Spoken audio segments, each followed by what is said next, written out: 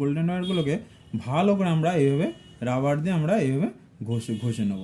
ঠিক আছে, দেখেন আমি যেভাবে ঘষছি আপনারাও সেভাবে এই গোল্ডেন ওয়্যারের পরে যে নোংরাগুলো আছে এই নোংরাগুলোকে আপনারা দুই মাথা ভালো করে পরিষ্কার করে নেবেন।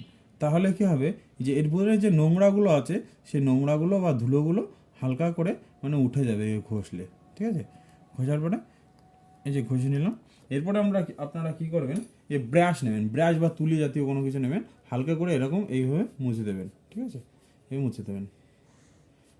মুছে দেওয়ার পরে দেখেন এবার এই লিডগুলো তো আমরা পরিষ্কার করলাম, এর ভিতরের লিডগুলো কীভাবে পরিষ্কার করবো, কানেকশনগুলো এইগুলো আমরা কী করবো, ব্রাশ দিয়ে এই জায়গা দেখেন এই যে ব্রাশ দিয়ে পরিষ্কার করবো। ঠিক আছে, দেখেন এই ব্রাশ দিয়ে পরিষ্কার করে নেবো। ব্রাশ দিয়ে পরিষ্কার করে নিলাম, দুখানা লিডই পরিষ্কার করে নিলাম। যেহেতু র্যামটা আমাদের এই লিডে লাগানো ছিল, তা আমরা এই লিড আর লাগাবো না। ঠিক আছে, র্যামটা এই লিডে লাগানো ছিল, এই লিডে লাগাবো না।